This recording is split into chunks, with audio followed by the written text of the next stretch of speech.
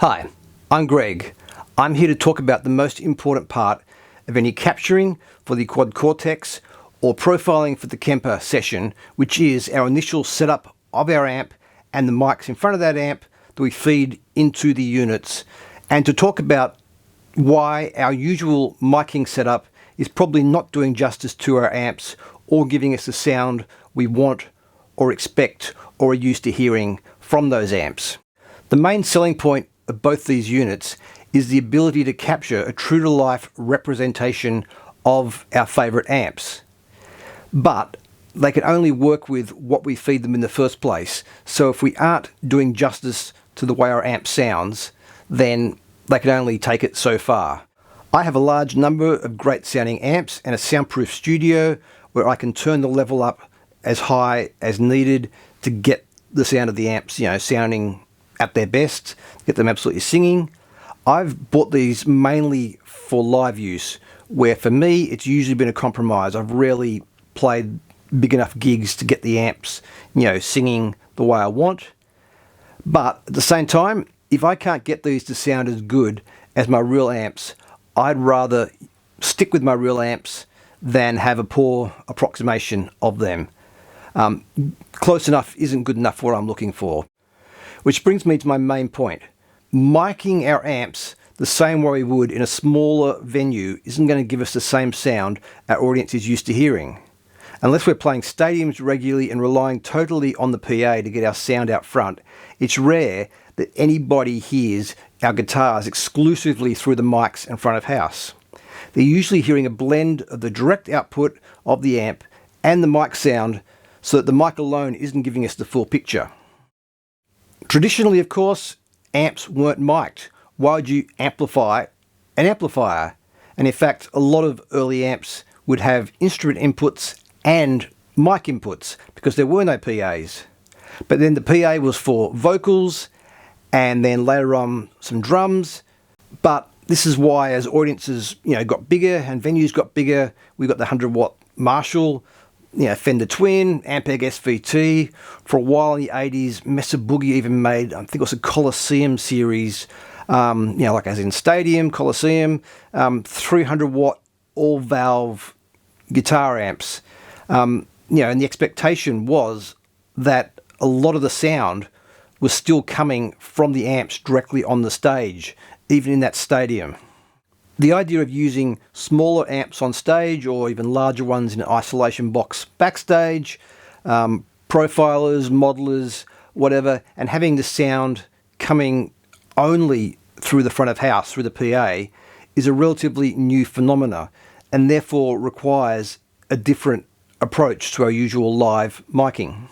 One of the advantages of the Quad Cortex and the Kemper is that we can now present our audience with the sound that we've actually worked on and profiled and mic'd properly before the gig.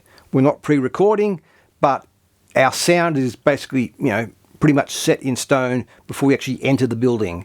And we have the potential to offer our audiences a better experience of a guitar tone than they're used to hearing in a compromised situation. I'm here in the FX Studio control room, which makes life much easier when trying to capture or profile on an amp, the same way as it does when recording a band. I can have as much level as needed out there and accurately hear what's coming through the mics and the speakers because I'm not hearing a direct sound. It can get very loud in there as both units feed their test tones into your amp.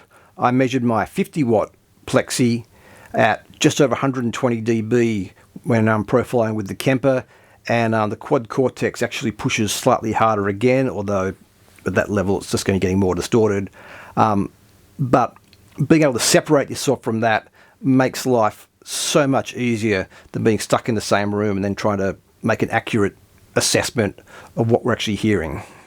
Without a studio, I would say take your time, take breaks, even at low volumes of the amps. The Kemper and the Quad really do push them quite hard.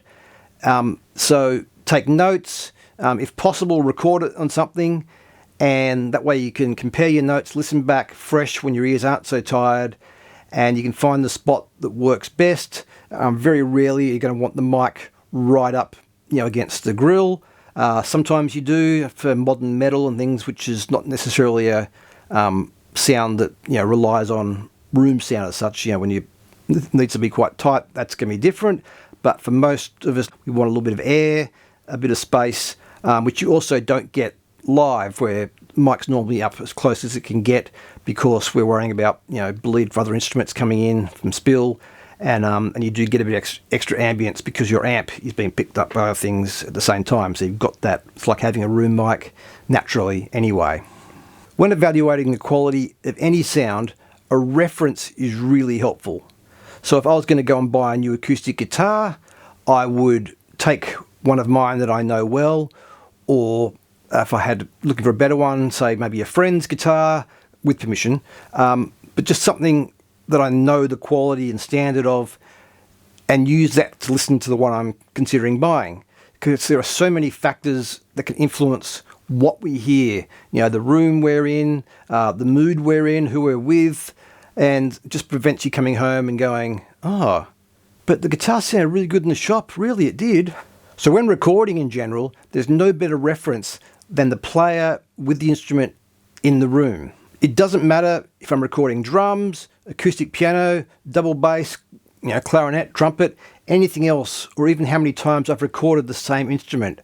Even with instruments like our Hammond and Leslie or the studio piano, which I've been recording for 20 years, I still listen every time. Our memory of sound is not totally reliable, and it doesn't take much to throw us, off kilter as far as, thinking that it's bright or dark or whatever. And also, every player is going to attack that instrument in a different way and therefore sound a little different. One thing I often find quite difficult is recording myself well, getting a great sound when I'm playing. I don't do it all that often. I'm mainly recording other people.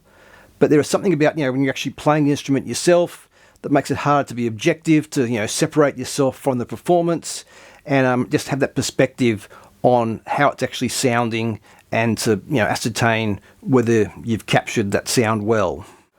I'm in the process of capturing and profiling all my amps to make those captures and profiles available for sale.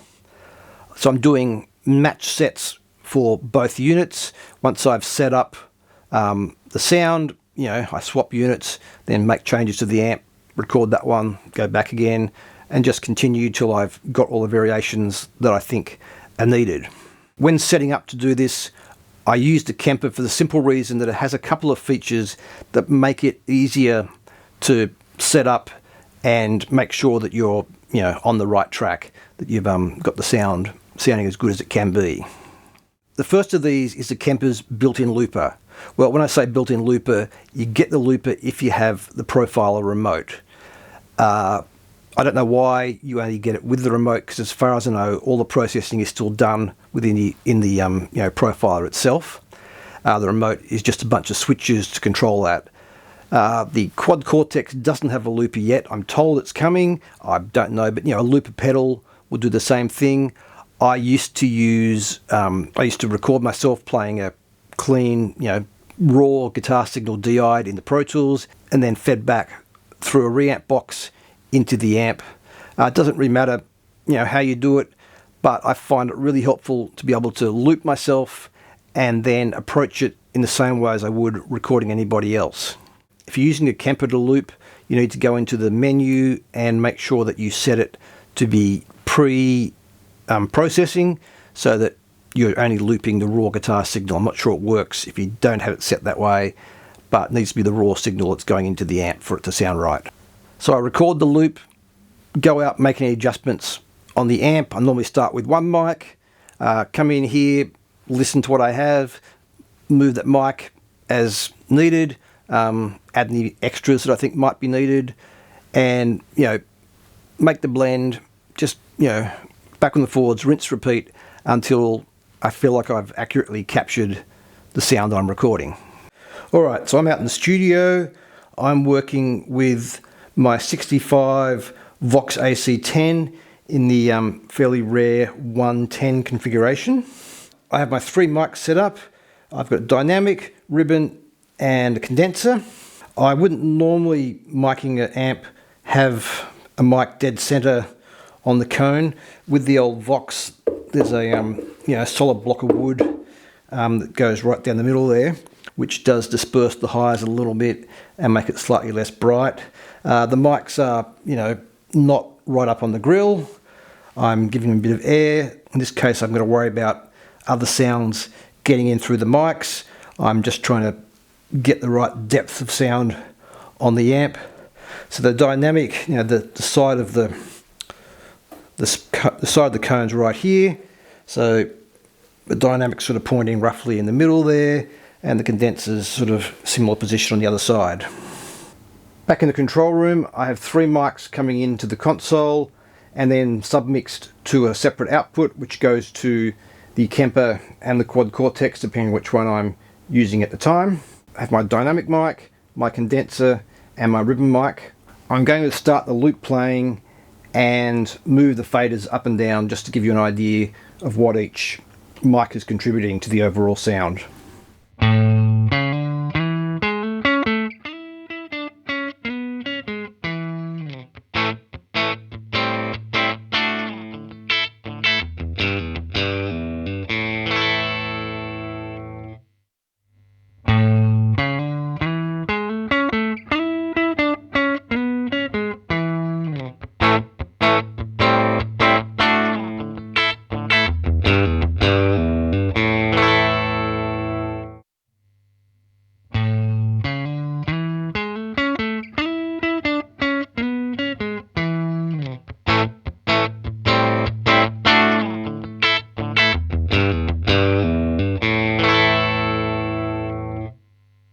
So hopefully that gives you an idea of what the different mics are adding to the sound. One mic is ideal, especially for phase reasons. I won't go into phase cancellation here because it's too big a topic, but you've got to be careful using multiple mics. But I often find that one mic doesn't really accurately represent the amp, doesn't give the full picture. It's like you're getting a little snapshot. Having the multiple mics just helps present the thing more accurately. The other feature with the Kemper that I find really helpful for setup is its ability to compare what you're working on to an existing profile. Like a number of things with the Kemper, it seems to be written a bit back to front. So reference amp here is actually the sound that's coming into the unit from your setup, from your amp and mics, and then Kemper amp is the existing profile you're comparing it to. At the moment I'm using an AC10 profile from Tone Junkie simply because it's there as part of their free pack, and I wanted to make sure it was clear what was the reference amp and which was the one I'm working on right now. Once again, start the loop of playing and then compare.